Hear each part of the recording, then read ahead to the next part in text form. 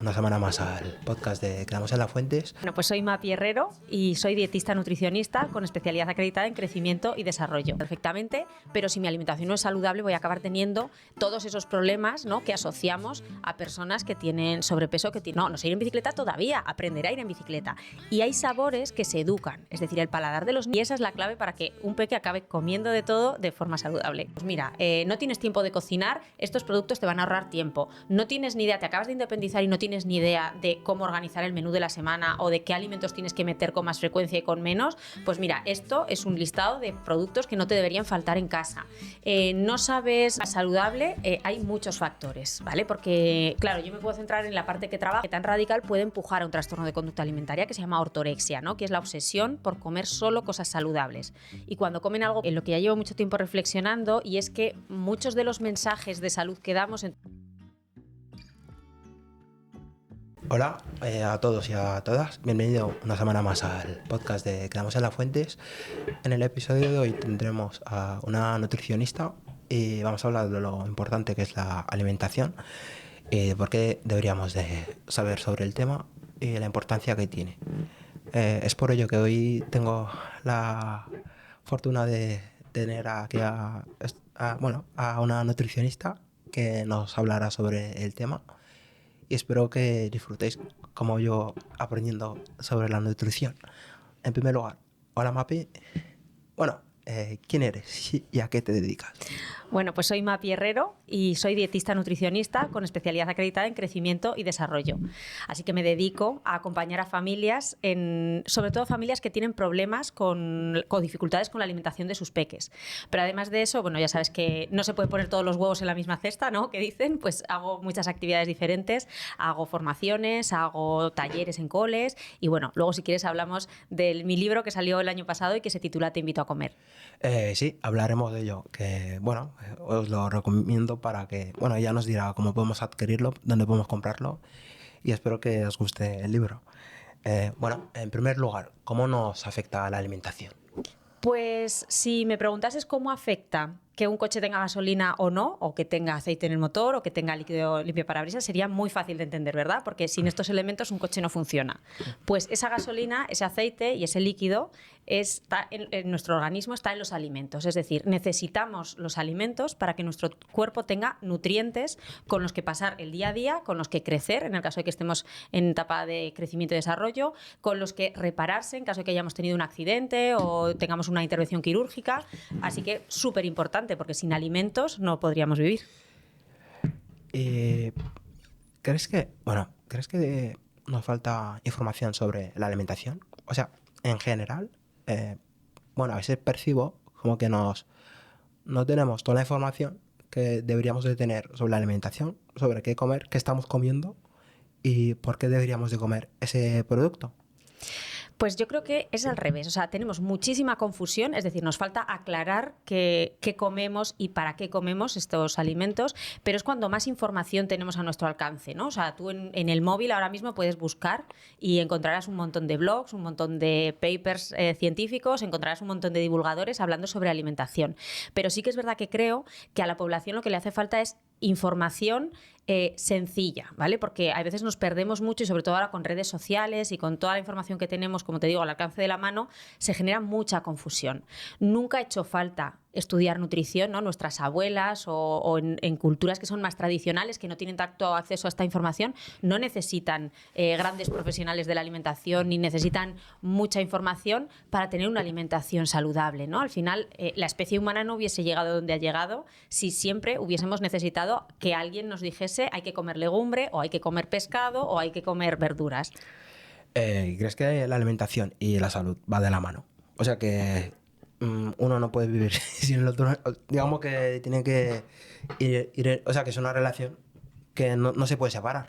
Totalmente. O sea, de hecho, cuando una persona no puede ingerir alimentos, cuando una persona no puede comer, necesitamos administrar esos nutrientes, bien por nutrición enteral o por nutrición parenteral incluso, o sea, los nutrientes directamente a la sangre, ¿no? Entonces, lo que necesitamos de los alimentos, como he dicho, son los nutrientes. Sin nutrientes no podemos vivir. Entonces, la alimentación se puede gestionar de muchas formas diferentes. No hay una única combinación de alimentos que sea saludable y otra que no lo sea, sino que podemos gestionar esos alimentos, podemos combinarlos de diferente forma. Pero indudablemente, si no le damos a nuestro cuerpo lo que necesita a través de los alimentos, vamos a acabar teniendo problemas de salud.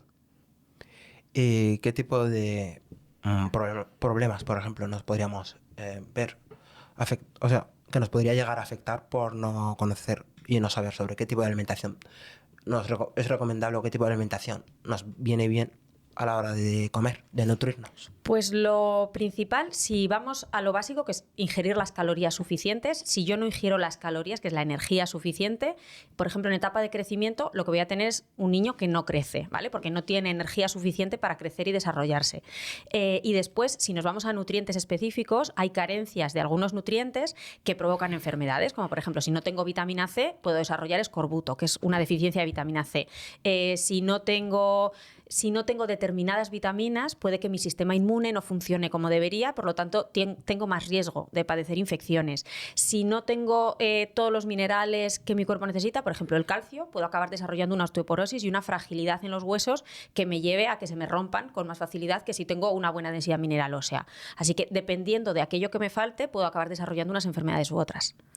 Y ahora que nos hablas, bueno, aprovechando que hablaste de nutrición infantil, entiendo que eres especialista en la nutrición infantil. Entiendo que la vida a lo largo, pues, empezamos desde la edad infantil hasta la edad adulta. Y durante toda esa etapa, nuestra alimentación irá variando, cambiando, conforme a nuestro cuerpo lo vaya requiriendo. ¿Qué es la nutrición infantil? Pues la nutrición infantil básicamente es aportar desde la etapa prenatal casi, porque una cosa interesante es que nuestros gustos y preferencias se empiezan a dibujar ya desde el vientre de nuestra madre. O sea, lo que nuestra madre come mientras nosotros estamos dentro de la barriga determina una parte de nuestro metabolismo, pero también determina una parte de nuestros gustos y preferencias. En mujeres, por ejemplo, que tienen una dieta muy restrictiva, los niños se programan para buscar más alimento y además preferir alimentos que tienen más calorías, ¿no? Entonces, bueno, ya desde ahí se está marcando, por lo que nuestra madre come, ya se está marcando cómo van a ser nuestros gustos y preferencias. Entonces, desde la nutrición infantil lo que se intenta es intentar que la generación siguiente, ¿no?, que esa generación que está creciendo mientras nosotros trabajamos con ellas, sean una generación mejor, o sea, que tenga todos los nutrientes y que tenga una alimentación óptima, tanto si están sanos como si hay alguna patología, que en ese caso la adaptamos a lo que necesitan, para que su crecimiento y desarrollo permita que alcancen su máximo potencial. Entonces, podríamos decir que la nutrición infantil, o sea, la primera nutrición dentro de la etapa de la vida, comienza desde el embarazo.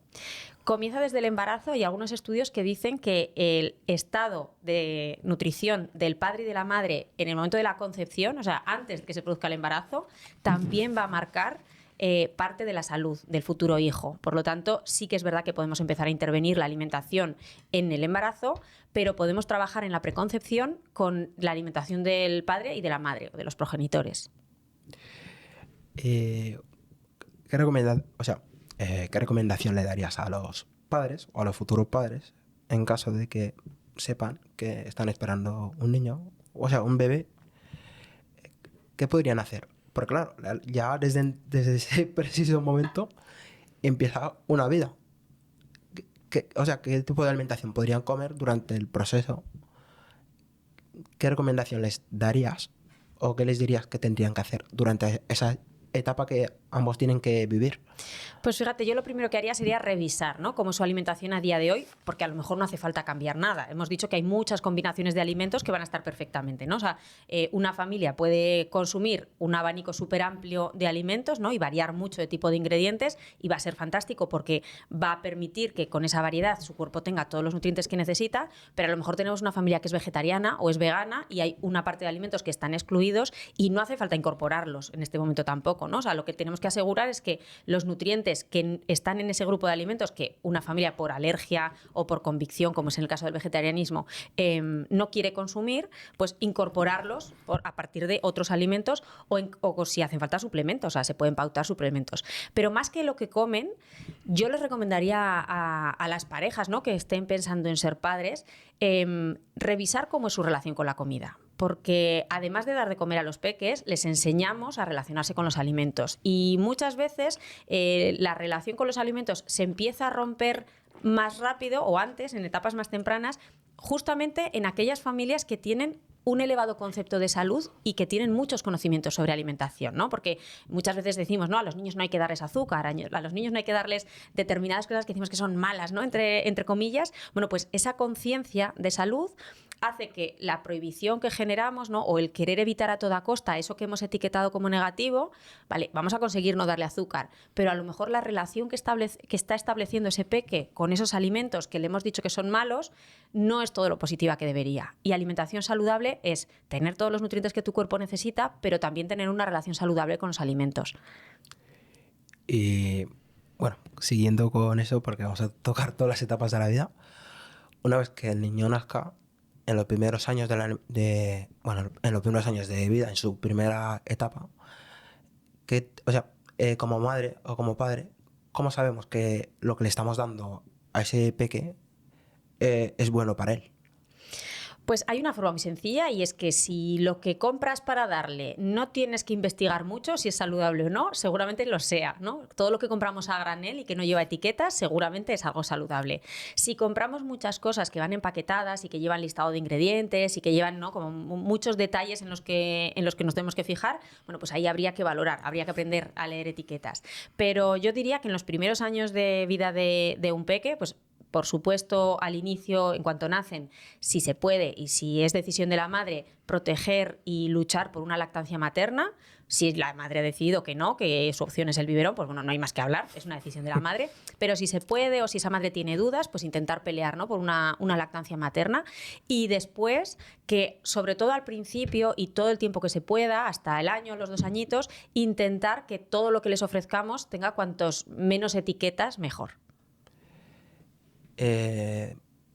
Siguiendo con el tema infantil, entiendo que una vez que va al colegio y demás, teniendo en cuenta que pues es una realidad que los padres, muchos están trabajando y de que los hijos se están quedando a comer en el comedor, ¿cómo podemos, como padre, saber que lo que le están dando, que bueno, entiendo que es correcto, que le están dando lo correcto al hijo o a la hija en cuestión? ¿Cómo podemos saber que lo que le están dando de alimentación es ideal? O sea, que está bien para teniendo en cuenta la edad. A ver, a grandes rasgos, lo que se ofrece en los comedores escolares a nivel de sobre el papel, ¿no? Que digo yo, el papel lo aguanta todo. Entonces, lo que ponen en los papeles habitualmente está bien. ¿Por qué? Pues porque hay una frecuencia de consumo de alimentos en los que se tienen que basar la elaboración de esos menús y eso se suele respetar. Pero si bajamos a la calle y le preguntamos a la gente su opinión sobre el comedor escolar, nos vamos a encontrar opiniones muy diversas y la mayoría no van a ser buenas, ¿vale? Entonces decíamos que la alimentación tiene que tener una parte de nutrientes, una parte de necesidades, pero que además hay una parte de vínculo, ¿no?, con los alimentos. Y yo creo que en el comedor escolar quizá lo que se nos está olvidando no es tanto lo que les aporta a nivel nutricional, que eso se cubre, ¿vale? A día de hoy un peque que tiene varias ingestas al día y estas ingestas son variadas, es raro que tengamos carencias nutricionales, por lo tanto un peque que come en el comedor podemos estar relativamente tranquilos en que a nivel de nutrientes, salvo que sea un cole que lo está haciendo muy muy mal, pero no suele ser lo habitual, a nivel de nutrientes podríamos estar tranquilos. A mí me preocupa más y en la calle preocupa más pues que los niños no se coman la comida, pues porque organolépticamente, ¿no?, esas cualidades que tiene que tener de olor, de sabor, de textura, no son todo lo agradables que los niños necesitan para comérselas, y yo puedo hacerte un menú maravilloso, pero si no te lo comes no vas a estar ingiriendo ningún nutriente. Entonces, más que lo que pone en el papel, que es lo que miramos todos cuando nos mandan, ¿no?, en el menú de este mes del cole, dices, vale, pues está perfecto, sí, genial, pero si luego los niños no se lo comen, ostras, nos tenemos que replantear, ¿no?, ¿por qué no se lo comen? Porque, vale, o sea, si yo invito a mi, o sea, si tú invitas a mi hijo a tu casa, pues probablemente tu forma de cocinar sea diferente, porque en cada casa se cocina de una manera, y aunque hagamos el mismo plato, le vas a ver diferente. Y a lo mejor dice que no le gusta, pero porque no está acostumbrado a esos sabores o esa presentación. Pero es muy raro que la mayoría de niños coincidan en que la comida del comedor es mala. Esto no es de ahora tampoco. O sea, yo ya soy una señora mayor, como te decía al principio. He comido en el comedor de mi colegio cuando no existía la famosa línea fría a día de hoy, hoy, cuando casi todos los coles cocinaban en el propio cole, y en el comedor de mi cole se cocinaba, o sea, se comía mal. O sea, yo recuerdo, ¿no? Incluso cancioncillas que hacíamos con el comedor porque no nos gustaba. Entonces, esto se arrastra desde hace mucho tiempo. Y claro, no es lo mismo cocinar para tu hijo, tu hija, o para los 4, 5 o 6 que sois en casa, que cocinar para 200 niños, ¿no? Las elaboraciones cambian. Pero bueno, el mensaje a las familias sería de tranquilidad en cuanto a nutrientes en el cole, pero sí que quizás revisar cómo se les están presentando los alimentos. Ahora, aprovechando de que estamos hablando del comedor, una vez que salga del cole, normalmente, bueno, en algunos casos, vienen a recogerle los abuelos. Y he sabido por todos, pues eso, que los abuelos suelen consentir a sus nietos. Y aprovechando eso, ahora la pregunta es, ¿dulces sí? O sea, ¿dulces sí o dulces no? A ver, si te digo dulces no, estoy siendo muy hipócrita, porque yo vengo de tomarme hace nada unos cookies aquí al lado con mi hermana, ¿no? Y la comida cumple una función social importante también, cumple una función de emociones, ¿no? Hay una parte de disfrutar con determinados alimentos que también es importante, ¿no? Si no hubiese placer en comer, pues probablemente no buscaríamos comida en los años que nos ha tocado ser cazadores y recolectores, ¿no? O sea, ahora ya tenemos supermercados a los que bajas a comprar sin mucho esfuerzo, pero durante mucho tiempo la especie humana ha tenido que esforzarse mucho para encontrar comida. Entonces, que comer sea un acto placentero ha hecho que nos esforcemos en ese sentido. Claro, esto, nuestro cerebro a día de hoy sigue funcionando exactamente igual. Es decir, o sea, estas vías que hacen que busquemos comida y que busquemos determinados alimentos siguen funcionando igual que cuando éramos cazadores. Y hay alimentos que provocan más placer en el cerebro que otros. Casualmente, además, asociamos los momentos de placer alrededor de ese alimento con, o sea, esa situación placentera la asociamos a ese alimento. Por lo tanto, lo vamos a pedir más veces, ¿no? Entonces, claro, ¿qué pasa si sumamos el tipo de alimentos que provocan placer, que sobre todo son aquellos que tienen azúcares y grasas trans, ¿no? Esa combinación de azúcares y grasas, por ejemplo, la bollería, con una figura que en los niños despierta mucha ternura, que les hace sentir muy bien como son los abuelos, y además lo unimos a momentos de bienestar, ¿no? Como puedes estar en el parque. Pues el problema no es que esa merienda a ese niño no le esté aportando nutrientes. El problema es que estamos programando a esa cabecita para que desee más ese alimento que una fruta. Entonces yo les diría a los abuelos que está muy bien el capricho de vez en cuando y que si tú ves a tu nieto de vez en cuando no pasa absolutamente nada porque le des un capricho dulce, pero ojo si eres el cuidador principal, ¿no? Decíamos, a día de hoy los padres, los cuidadores principales, muchas veces están trabajando y el peque entra a las 8 o las 9 de la mañana en el cole, come en el comedor, lo recogen los abuelos y con los padres a lo mejor no está ni para cenar. Si tú eres el abuelo de esa criatura y estás todas las tardes con él, también tienes una responsabilidad. Entonces no podemos solamente quedarnos en el es mi nieto, lo tengo que consentir. No, también lo tienes que cuidar, también lo tienes que alimentar, lo tienes que nutrir y le tienes que enseñar a tener una buena relación con los alimentos. Por tanto, los dulces o los caprichos están muy bien, pero hay que intentar enmarcarlos en esos momentos especiales. No puede ser todas las tardes. Y siguiendo con lo de los caprichos, entiendo que muchos niños, o sea, ¿hoy qué quieres? ¿Pizza? ¿Hoy quiero pizza? Y entiendo, pues eso, lo típico, vamos a pillar pizza del supermercado de turno. Y entiendo que en muchos casos suele ser, bueno, o en la mayoría, comida pues prefabricada, que no está recién hecho, hablando claro. Esa alimentación procesada o ultra procesada está bien. O sea, me refiero, ¿hasta qué grado no nos afecta comer ese tipo de alimentación? Nos afecta siempre, ¿vale? Porque además sabemos que hay determinados productos ultraprocesados que provocan una inflamación de bajo grado que se llama. Es decir, tú comes estas pizzas procesadas o estos platos rápidos, ¿no? Que ya están preparados y hay mucha gente, hay otras personas que no, pero hay muchísima gente que se nota más hinchado, ¿no? Que notas el abdomen, que notas al día siguiente incluso a la hora de ir al baño, notas problemas. Entonces, nos afecta siempre. Lo que pasa que, claro, no es lo mismo que a ti te caiga una gota en un momento puntual, ¿no? Que dices, uy, me ha caído una gotera, que estar todos los días sentado debajo de una gotera que te cae en el mismo sitio, ¿no? Al final, una gota puede acabar rompiendo una roca, pero una gota continua, pero una gota esporádica pues no tiene ningún problema. Con los procesados pasaría exactamente lo mismo. Es una pequeña agresión a nuestro organismo que no implica un daño muy grave si es de forma ocasional, es decir, si estoy celebrando un cumpleaños, si estoy celebrando que ha ganado mi equipo favorito, etcétera, es algo muy puntual. Entonces, bueno, sí, va a provocar una pequeña agresión a mi organismo, no me va a aportar nutrientes y encima son sabores hiperpalatables con muchísima cantidad de sal, etcétera, pero mi cuerpo se va a recuperar.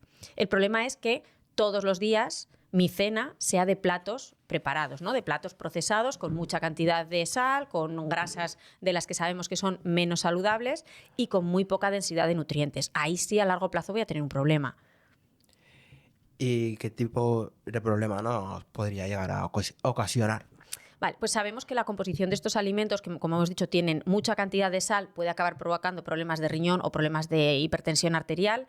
Además, el tipo de grasas que tienen, que son grasas trans, ¿vale? O grasas saturadas, grasas procesadas, grasas hidrogenadas, provoca inflamación de bajo grado. Ya no es tanto las calorías que puedan tener, ¿vale? Que mucha gente relaciona el si es bueno o es malo en base a las calorías que tenga o si engorda o no engorda. Esto casi es lo de menos, ¿no? El problema es que estoy saciando a nivel nutricional con algo que no me aporta nutrientes y que ese tipo de grasa sí que se ha relacionado con problemas cardiovasculares. Entonces, yo puedo estar delgado perfectamente, pero si mi alimentación no es saludable voy a acabar teniendo todos esos problemas, ¿no?, que asociamos a personas que tienen sobrepeso, que tienen obesidad, pero que cada día vemos más que esa relación no es tan clara, ¿no? La corporalidad no va siempre de la mano de estoy enfermo porque tengo sobrepeso, sino que va relacionada con cómo me alimento. Entonces, con estos alimentos con mucha cantidad de sal, con grasas que no son las más saludables y con baja densidad de nutrientes, uno, lo que decíamos al principio, que si me faltan nutrientes, puedo acabar desarrollando enfermedades por esa carencia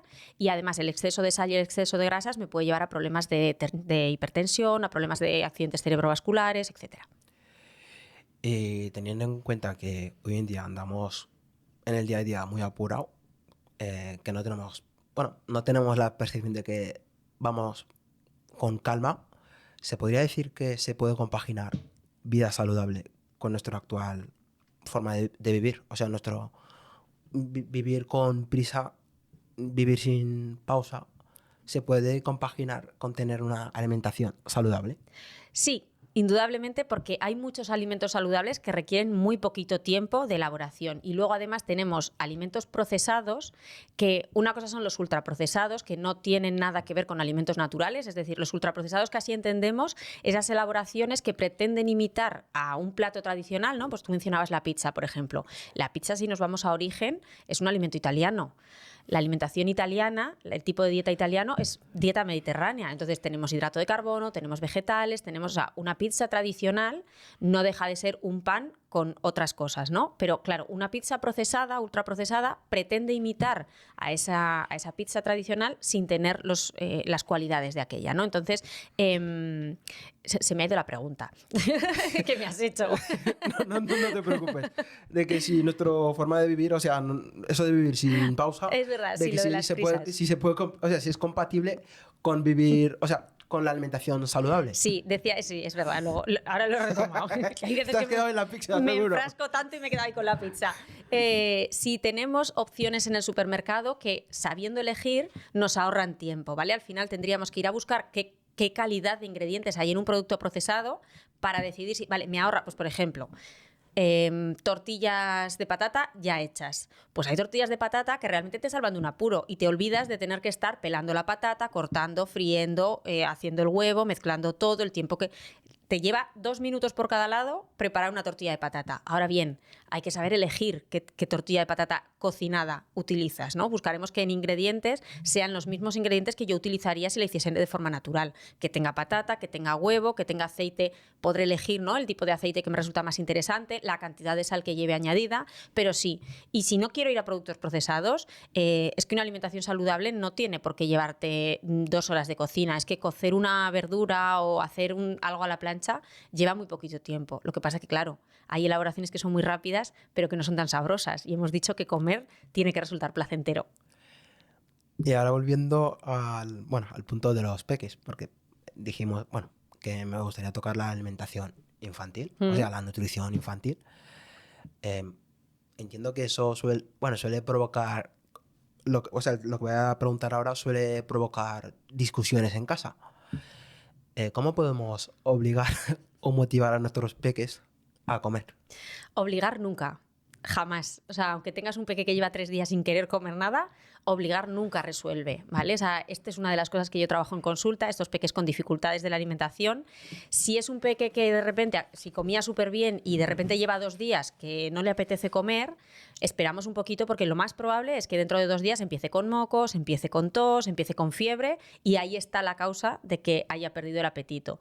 Si es algo que se prolonga en el tiempo o que evita alimentos de un grupo o de características similares, o tiene un grupo de alimentos que acepta muy, muy pequeñito, entonces estamos hablando de otro tipo de dificultades de la alimentación en los que la solución no va a ser que la familia obligue. Lo que necesitamos saber es por qué evita esos alimentos y una vez que conozco la razón, puedo empezar a implementar una estrategia para conseguir que los acepte. Así que mi consejo sería que si tenéis un peque en casa que le cuesta mucho comer, pues por ejemplo, ¿no? En consulta vemos muchos peques que han empezado con purés o con trocitos, pero no son capaces de completar una alimentación, ¿no?, más parecida a la del adulto, pues ponerse en contacto con un profesional que pueda evaluar el caso, ver si realmente hay un riesgo o si, oye, es que come solamente 4 tipos de verdura. Bueno, porque tampoco hace falta comer todos, ¿no? Que al final en todas las casas se comen 4 o 5 tipos de cada cosa y ya está. Pues eso, evaluar el caso de forma individualizada y si realmente hay un problema, lo que hay que encontrar es el motivo. Y una vez que conoces el motivo, puedes implementar estrategias para solucionarlo. Pero obligar en casa nunca, nunca, nunca. Aprovechando lo de obligar o motivar, que nos ha quedado claro que no se puede obligar en ningún caso, ¿cómo podemos hacerle entender a ese pequeño o pequeña de que tienen que comer o de la importancia que tienen de alimentarse? Esto se trabaja en el día a día, en casa. Aquí es más importante que nosotros hagamos lo que queremos que ellos hagan que decírselo con muchas palabras, ¿no? Yo los talleres que hago en coles son sobre todo para acercar a los peques a probar alimentos nuevos sin miedo, ¿no? Porque muchas veces no quieren probar porque saben que si lo pruebo y no me gusta, no, pues vas a un restaurante. ¿Y qué quieres pedirte? Pues hay niños que se pedirían cualquier cosa, pero cuando la prueban una vez y no les gusta, dicen, ay, no, ahora no me gusta, y ha habido bronca, ¿no? Y papá o mamá te han dicho, pues ahora te lo has pedido, pues te lo acabas y te lo comes, o ¿para qué te pides esto si sabes que no te gusta? Generamos un rechazo, ¿no? Generamos un miedo a probar alimentos nuevos. Entonces, claro, al final acaban comiendo solamente lo que les gusta, porque saben que es algo seguro. Sin embargo, si yo desde muy pequeños les enseño a que, bueno, oye, tú prueba y si no te gusta, pues nos lo repartimos los demás y ya está, no pasa absolutamente nada, rompemos ese miedo, ¿no? Quitamos esa presión de decir, bueno, tú prueba, que vas a descubrir cosas que te gustan y otras que no te gustan y que a lo mejor con el tiempo te gustarán. Algo que les digo yo siempre es que hay una palabra mágica, ¿no? Y bueno, te la regalo, ¿vale? Pero que es todavía. Cuando un peque te dice que algo no le gusta, es importante insistir en cómo expresa ese no me gusta, ¿no? No me gusta, no me gusta nunca, no. No me gusta todavía. ¿Por qué? Porque tú empezarás a ir en bicicleta y la primera vez no te saldrá bien. Te caerás, tendrás que volver a empezar, entonces no puedes decir, yo no sé ir en bicicleta. No sé ir en bicicleta todavía, aprenderá a ir en bicicleta. Y hay sabores que se educan, es decir, el paladar de los niños se tiene que acostumbrar al sabor amargo, por ejemplo. ¿Y dónde tenemos el sabor amargo? En los vegetales de hoja verde, que son los que más rechazan los niños durante un periodo de tiempo de su vida, que es de los 3 a los 6 añitos más o menos. Esto es fisiológico y es natural. Entonces, si la familia entiende cómo se genera, ¿no?, y por qué momentos pasan los peques, es mucho más sencillo gestionar estas pequeñas rencillas en torno a la alimentación de una forma muy tranquila y muy positiva. Y esa es la clave para que un peque acabe comiendo de todo de forma saludable.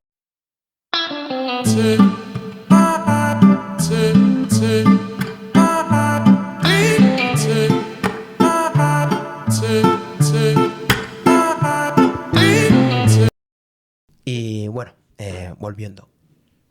Ya hemos tocado el tema de la etapa, o sea, la etapa infantil, desde el parto hasta la etapa de primaria y un poco de adolescencia. Ahora vamos a ponernos con la etapa adulta, con la nutrición en general. Teniendo en cuenta que no es lo mismo la alimentación de una persona, de un niño, que de un adulto o adulta. En este caso, ¿qué tipo de alimentación podríamos comer? ¿O qué tipo de alimentación como nutricionista o dietista recomendarías a un adulto, a una persona mayor, comer? Pues cuanto más básico sea nuestra lista de la compra, ¿no? Cuanto más sencillos sean los productos que compramos, más fácil es que sean saludables. Y saludables quiere decir que tengan todo lo que nuestro cuerpo necesita, ¿no? Esos nutrientes que llevamos mencionando todo el rato del que estamos hablando. Entonces, salvo que compres cosas para beber o comer en la sección de droguería, ¿no? Que son productos de limpieza, el resto, haciendo un planning en el que vayas rotando, ¿no? Y que siempre haya presencia, pues, de la parte de frutas, verduras y hortalizas frescas, carnes y pescados frescos, si los consumimos en casa, huevos, lácteos, cereales, frutos secos. Si vamos variando esos alimentos, casi seguro vamos a tener todo lo que nuestro cuerpo necesita. Pero es verdad que decíamos, ¿no? Comer un niño y comer un adulto no es lo mismo. Pero es que no es lo mismo recomendar alimentación para una mujer que para un hombre. No es lo mismo recomendar alimentación para una mujer en la etapa fértil que en etapa no fértil. No es la misma alimentación en una mujer que está en etapa fértil según el momento del ciclo menstrual en el que está. Ni es lo mismo para un hombre sedentario que para un hombre deportista. Es decir, dentro de que hay unos requerimientos básicos que vamos a cubrir de forma más o menos sencilla, ¿no? Teniendo variedad, no todo el mundo va a un dietista, nutricionista, ni todo el mundo calibra lo que tiene que comer cada día y todos tenemos más o menos salud. Sí que es verdad que va a haber determinados momentos de nuestra vida en los que puede que sea interesante contar con el acompañamiento de un profesional de la nutrición para que optimice, ¿no? Para que te diga, pues mira, no tienes tiempo de cocinar, estos productos te van a ahorrar tiempo. No tienes ni idea, te acabas de independizar y no tienes ni idea de cómo organizar el menú de la semana o de qué alimentos tienes que meter con más frecuencia y con menos. Pues mira, esto es un listado de productos que no te deberían faltar en casa.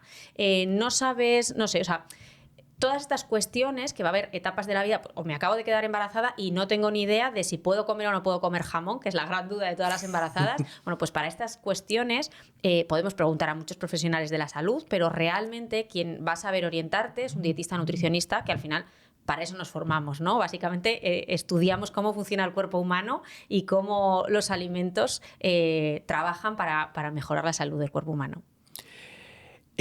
Aprovechando que ya estamos en la etapa adulta, que ya no somos unos peques, ¿cómo podemos hacer o bueno, qué recomiendas hacer para llevar una? Porque claro, que es muy importante ya esa etapa porque ya determina la calidad de vida que vayamos a tener.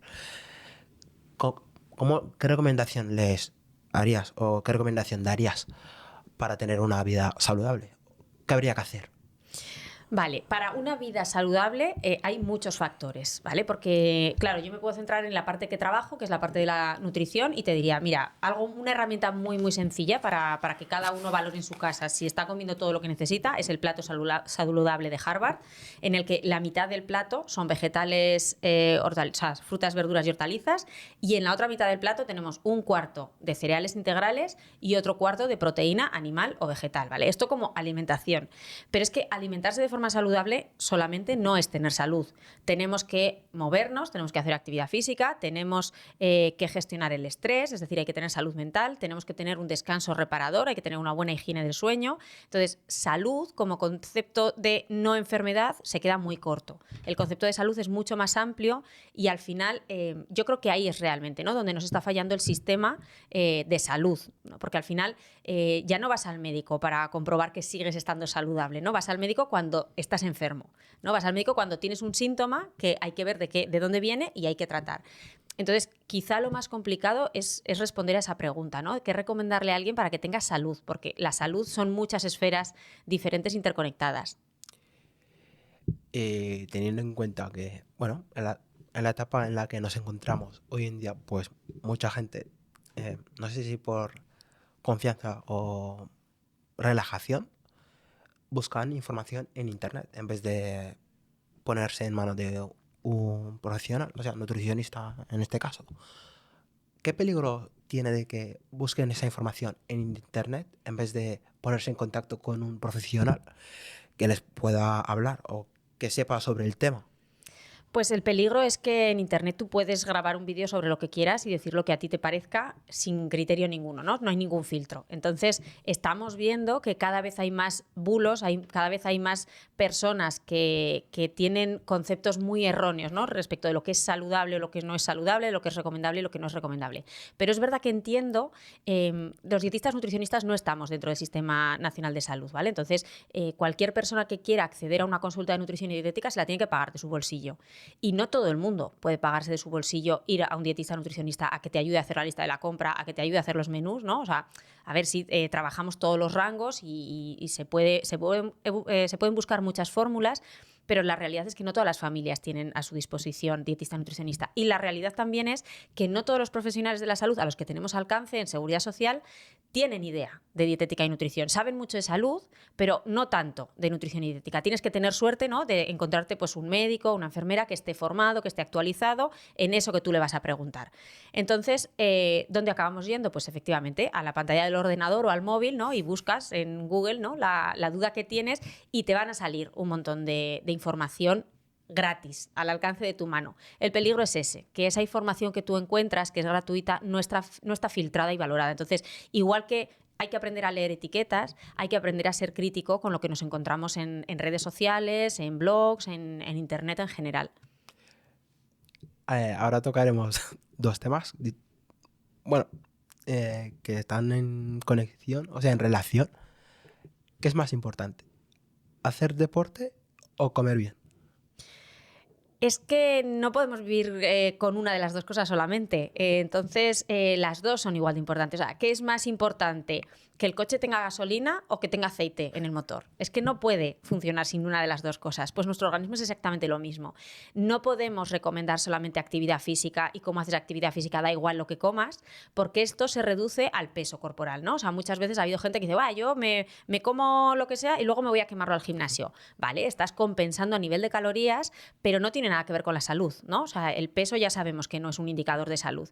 Entonces, yo no puedo separar, yo me dedico a la alimentación, pero yo no puedo separar de mi consejo de salud, pues igual que te voy a recomendar que intentes dormir horas suficientes, que intentes gestionar el estrés, te voy a recomendar que hagas actividad física. Y ojo que yo no soy de la rama de actividad física y deporte, pero ya sabemos que caminar todos los días un ratito no es suficiente, ¿no? Entonces, ojo que estamos los dietistas nutricionistas, pero que también hay profesionales de la actividad física y el deporte que tienen mucho que aportar a nivel de prevención, a nivel de tratamiento de muchas patologías y a nivel de acompañar a la población a que realmente estemos cada vez mejor. Bueno, aprovechando que ya estamos hablando del deporte y de la importancia que ambos tienen que ir, o sea, de la mano, que tienen que compaginar, entiendo que bueno, que vamos al supermercado, miramos la alimentación. ¿Nos podrías explicar para que la gente que no lo sepa o que no conozca, qué es Nutri-Score? Nutri-Score es una muy buena campaña de marketing, que es esta etiqueta, ¿no?, que se puede ver en muchos productos que asemeja la eficiencia energética, ¿no?, que va de la A a la E, si no recuerdo mal, A, B, C, D, E, y la A está en verde y la E está en rojo. Entonces, como que te indica, ¿no?, parece que te indica qué alimento es más saludable, porque si está más hacia el verde, pues entendemos que va a ser más saludable, si está más hacia el rojo va a ser menos saludable. Pero la realidad es que no es así. Primero, Nutri-Score es voluntario. Es decir, yo como fabricante decido si lo implemento en mi etiquetado frontal o no. Así que un producto no tenga Nutri-Score no quiere decir que sea peor que otro que sí lo tiene. O sea, quiere decir simplemente que no he decidido no ponerlo. Y después Nutri-Score lo podemos interpretar si sabemos qué compara. Y es decir, Nutri-Score te compara productos de la misma familia, ¿no? Pues por ejemplo, si estoy mirando quesos, pues todos los quesos que tengan Nutri-Score están comparados entre ellos. Pero yo no puedo comparar quesos con fiambres, ¿vale? Por ejemplo, estamos en el mismo pasillo de charcutería, pero quesos van por un lado, fiambres van por otro. No puedo comparar, bueno, y si te fijas, si buscamos etiquetado de Nutri-Score, ¿dónde suele estar? ¿En qué tipo de productos sueles encontrar el etiquetado de Nutri-Score? Por ejemplo, bueno, yo sí recuerdo en lo de deporte, en lo de proteínas que te suelen vender en los supermercados, que yo recuerde en la parte de atrás te lo suelen marcar. Vale. O sea, son siempre productos procesados, ¿no? O sea, es decir, son productos que vienen con envase, con listado de ingredientes, con etiqueta, ¿no? De estos difíciles de interpretar el etiquetado. Sí. Hemos dicho, si no hay etiqueta que interpretar, seguramente sea saludable. Es decir, una berenjena no necesita Nutri-Score. Una alcachofa no necesita Nutri-Score. Una botella de leche no necesita Nutri-Score. ¿Dónde necesitamos que el fabricante nos guíe hacia la compra que le interesa? Porque hay que pensar una cosa, ¿no? En cuanto entra en juego el marketing, el fabricante te está queriendo vender su producto. y va a utilizar todas las estrategias legales y alegales que estén en su mano para que tú compres su producto. Nutri-Score es una estrategia más, ¿no? Entonces, igual que hay muchas aplicaciones, ¿no?, que tú pasas el código de barras y te dice, pues este mejor que este otro, porque tiene...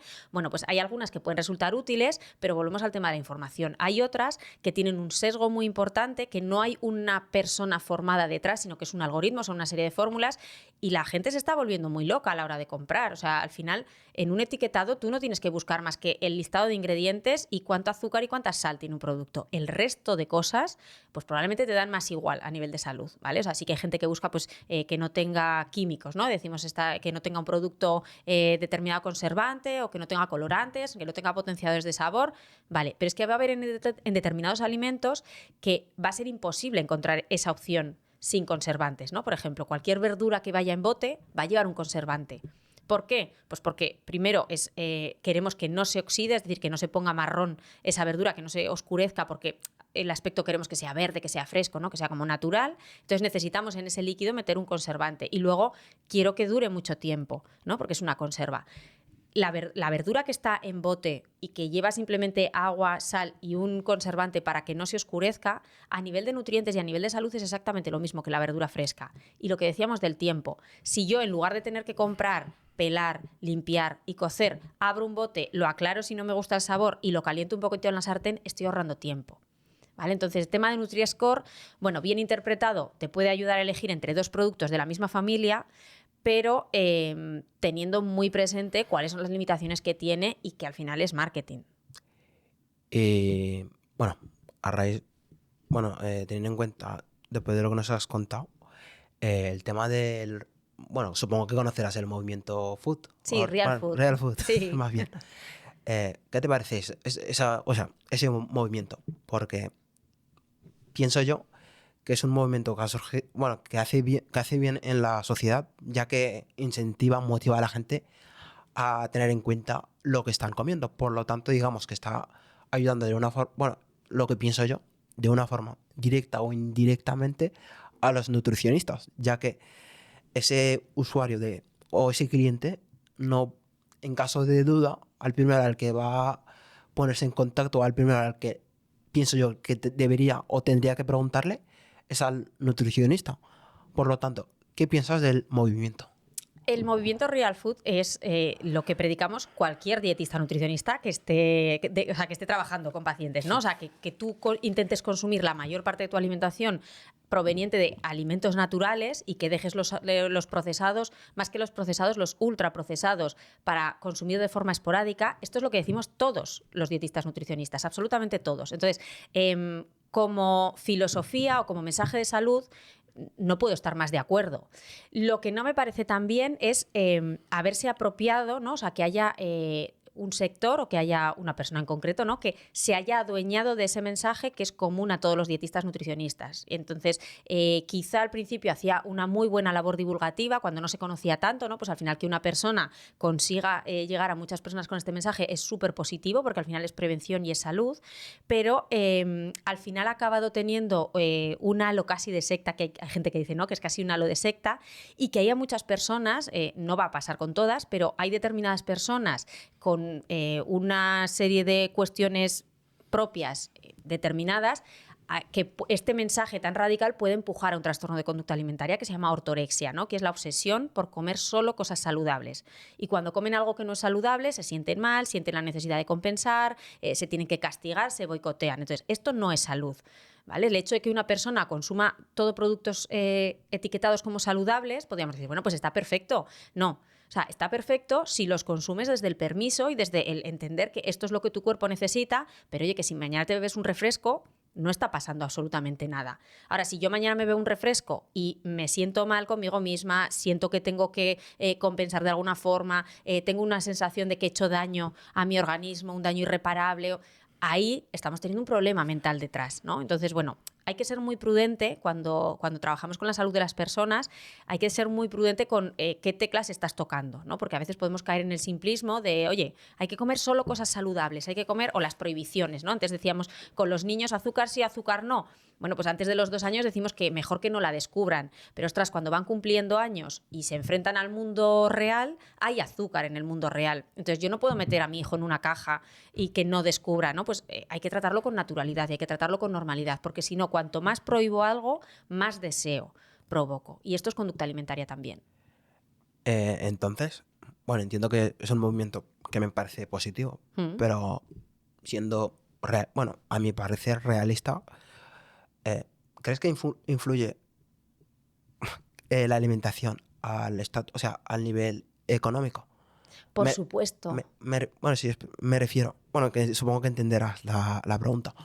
Me refiero que ahora que estamos hablando del movimiento real food, de que en exceso provoca de que haya gente de que se lo tomen mal, o sea, de que se sientan culpables por no llevarlo A o sea, a rajatabla. rajatabla, Sí. pero ¿no crees que a la hora de decir esos mensajes, o sea, o de motivar, que el mensaje me parece positivo, pero que hay que tener en cuenta la situación, que es como el tema del, bueno, que no tiene nada que ver, el tema del culturismo, que no es lo mismo el chaval de 17, 18 que quiera llevar o sea, una dieta y demás, que el que se dedica profesionalmente, Eso ya es. que ambos no pueden competir, porque claro, uno tiene un respaldo económico que le permite llevar eso a rajatabla, porque se dedica a ello profesionalmente, y el otro que es amateur, como entenderás, o como es una, bueno, pienso yo que es una obviedad, no puede llevar ese ritmo de dieta. Eso ¿Qué es. piensas al respecto? Pues pienso que justamente lo que estás diciendo, yo de hecho es algo en lo que ya llevo mucho tiempo reflexionando, y es que muchos de los mensajes de salud que damos en torno a la alimentación vienen desde el privilegio de que tú puedes elegir, ¿no? O sea, tú puedes decidir qué comes. Y la realidad es que no todas las familias pueden elegir lo que comen. Yo cuando trabajo con familias, una de las cosas de las que me tengo que preocupar es qué poder adquisitivo tienen. Porque claro, yo te puedo decir, sí, hay que comer pescado azul, hay que comer pescado blanco, hay que comer... y habrá en determinados alimentos, pues por ejemplo en frutas, siempre decimos, no, comer sano es más caro. Vale, en cuanto a frutas, yo puedo comer frutas de oferta, las que están más baratitas, y a nivel nutricional van a ser exactamente igual que la que es extra, está preciosa y tiene un calibre enorme, ¿no? O sea, nutrientes tienen los mismos. Pues compro las baratitas que, oye, para mi economía familiar me van mejor y no hay ningún problema. Pero a nivel de procesados sí que hay una diferencia importante. Entonces, cuando trabajas con familias a lo mejor que tienen menos recursos, o incluso cuando trabajas con familias con bajos recursos, hay que adaptar el mensaje, porque hay muchas veces que, aunque tú le digas que, o si estás recomendando, ¿no? Pues lo que decíamos, pescado azul, marisco, que decimos, no, el marisco es súper saludable. Ya, bueno, pero ¿puede la familia comprar marisco? ¿Puede estar comiendo marisco de forma habitual? No. ¿El marisco es imprescindible? Por supuesto que no. Ni la carne, ni el pescado, ¿no? Entonces, respecto a lo que decíamos antes del mensaje que encontramos en redes sociales o que encontramos en internet, tengamos nuestro propio filtro, ¿no? O sea, vale, estamos dando mensajes, yo la primera, en mi perfil muchas veces lanzas mensajes que van dirigidos a población general. Por ejemplo, que hablo para familias con niños, mensajes para familias comunes, pero a lo mejor si tu peque tiene un trastorno del espectro autista, este mensaje que yo estoy dando en este vídeo no te aplica. Porque en el caso de tu peque vamos a necesitar adaptar la alimentación de alguna manera. O si tienes un peque que tiene una patología relacionada con la alimentación, este mensaje de este vídeo no te aplica. Y no te vuelvas loca queriendo cumplir lo que te estoy diciendo en este vídeo porque no es para ti, ¿no? Entonces, el privilegio en los mensajes de salud que damos hay que replanteárselo. Porque, claro, tampoco puedes, ¿no?, hacer a lo mejor el mismo vídeo para todas las situaciones en las que te puedes encontrar, pero bueno, el consumidor sí que puede poner su filtro, ¿no?, y decir, vale, esto está muy bien, pero ahora yo lo tengo que traer a mi casa y tengo que ver cómo lo adapto yo a mi situación.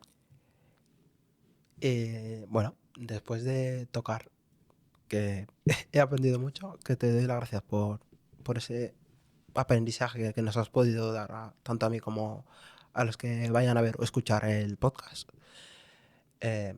Háblanos un poco más de ti, porque entiendo que, bueno, hasta donde tengo entendido, tienes un libro. ¿Nos podrías hablar del libro y de por qué decidiste escribir ese libro? ¿Cómo surgió la idea del libro? Pues al final el libro se titula Te invito a comer, es de Ediciones Especializadas Europeas y salió el año pasado, sí, ya casi va a hacer 2 años en el mercado y surgió porque hay muchos libros de alimentación infantil, ¿no? Yo pensé, bueno, ¿qué puedo aportar yo diferente? Bueno, pues Te invito a comer lo que viene a explicar es esa alimentación infantil, esa alimentación familiar, pero desde el otro lado, desde el lado de los peques, ¿no? Porque muchos de los libros, tú cuando escribes un libro piensas quién lo va a leer y a quién le vas a aportar. Y los escribimos para los padres, para las madres, para que lean y entiendan qué es lo que tienen que hacer con sus peques. Bueno, pues yo lo que intento con Te invito a comer es que esos padres y esas madres tengan herramientas para gestionar la alimentación de sus peques, por supuesto, pero que entiendan los diferentes momentos de la conducta alimentaria por los que van pasando los peques, porque como te decía, ¿no? O sea, hay momentos de selectividad alimentaria que son totalmente normales y en los que no hay que hacer nada de nada. Y lo que cuento en Te invito a comer es justamente cómo no estropear, ¿no?, la relación de los peques con la comida. Es decir, en pro de la salud, decir, no, es que tiene que comer de todo porque está creciendo, porque necesita muchos nutrientes, tiene que comer de todo, vale, pues que con esa justificación de tiene que estar sano, no la liemos para que después tenga una relación saludable con la comida. Entonces, bueno, la etapa ideal de Te invito a comer es desde el embarazo hasta aproximadamente los 3 añitos y recoge eso, cómo se gestan en la gestación, valga la redundancia, esos gustos, esas preferencias, se explica qué es la programación fetal, hay parte de introducción de alimentos, se explican las diferentes opciones que tenemos, ¿no?, para introducir alimentos, desde los purés, el baby led weaning, el método Bliss, y luego hay una parte importante también de cómo hacer la compra, cómo gestionar la alimentación familiar, porque claro, hemos dicho que al pequeño hay que obligar a comer. Muchas familias entienden esto como, vale, estoy para comer, no le obligo a comérselo, le hago otra opción y si no le gusta esta, le hago otra opción y hay casas que acaban teniendo comida a la carta, ¿no?, para que el niño coma lo que sea. Pues no es esta la idea tampoco y bueno, pues se puede comprar a través de mi web, que es mapierrero.com. Ahí hay un enlace, no lo vendo yo directamente, pero ahí hay un enlace a la distribuidora y bueno, a través de redes sociales también voy contando de vez en cuando. Este fin de semana pasado estuve en la Feria del Libro también. Pues gracias. Bueno, aprovecho para deciros a los que estéis viendo el vídeo que desde el enlace del vídeo os pondremos un enlace que os mande para si alguien quiere adquirir o comprar el libro. Y volviendo, para acabar, ¿qué le dirías? O bueno, algún discurso, ¿cómo motivarías o qué mensaje darías para finalizar tanto a los padres como a los hijos? O sea, desde la etapa infantil hasta la etapa adulta, independientemente de que sea hijo, padre o hermana. O sea, a las personas en general, de la importancia de la nutrición. Pues, a ver, sobre todo dirigido a familias, yo lo que intentaría transmitir es a cualquier familia que tenga un peque en casa es calma, ¿vale? O sea, realmente la mayor parte de las veces no pasa nada grave cuando tu peque cambia el apetito o cambia la selección de alimentos, ¿vale? O sea, lo primero es calma, no obligar, lo que hemos dicho. Y después, otra cosa que a mí me parece importante, 2 cosas. Una es ver qué te remueve, cuando tu hijo deja de comer, ver qué es lo que te está removiendo a ti por dentro, porque bueno, puede ser la preocupación, efectivamente, porque se ponga enfermo, y bueno, pues ahí valoramos que lleva un día sin comer, pues no pasa absolutamente nada. O sea, puede pasar 1, puede pasar 2 y no pasará absolutamente nada. O si hay otras cosas, ¿no? Porque nuestro vínculo con la comida, nuestra relación con la comida se ha formado mientras nosotros éramos niños. Y hay veces que ahí, o sea, en nuestra etapa de la infancia se explican muchas cosas de las que sentimos como adultos. Esto lo explica muy bien la parte de psicología, ¿no? Los profesionales de la psicología tienen mucha mano en esto y yo creo que en alimentación hay mucho de psicología. De hecho, a mí uno de los trabajos que más me gusta hacer es cuando trabajamos en conjunto psicología y nutrición, porque explica muchas cosas, ¿no? Y la conducta alimentaria tiene mucho pie puesto en la terapia psicológica. Entonces, por un lado, transmitiría calma. Y luego una cosa que me gustaría decirles sobre todo a las madres que nos estén escuchando, los padres también, bueno, pero sobre todo las madres que somos las que arrastramos la mochila de la culpa, ¿no? Muchas veces lo primero que me dice a mí una madre cuando entra a consulta conmigo porque su peque no come es, ya sé que yo lo hice mal, ¿no? Porque le tenía que haber dado trozos a los 6 meses y le di purés. Entonces ahora estamos con 1 año y medio que no quiere comer trozos. Dices, vale, tú no lo hiciste mal.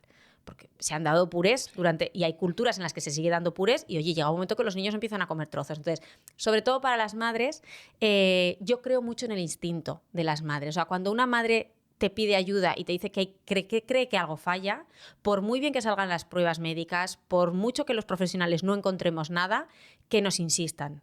Porque al final, mi experiencia dice que saben que algo falla, aunque los demás no le sepamos poner nombre, pero algo hay, ¿vale? Un peque que no come, y con esto ya cierro, no come porque no quiera, no come porque no puede. Y lo que hay que averiguar es qué le impide comer. Y para acabar, quiero aprovechar para darte las gracias por estar aquí, por contarnos y hablarnos sobre la nutrición y de la importancia de saber sobre la nutrición. Y a nuestros queridos oyentes os queremos invitar a que escuchéis este podcast en Spotify o los que lo están viendo en YouTube. Y os recordamos que nos podéis buscar en redes, tanto en Instagram, en Facebook o en TikTok. Y usted, bueno, perdón, que no lo voy a tutear.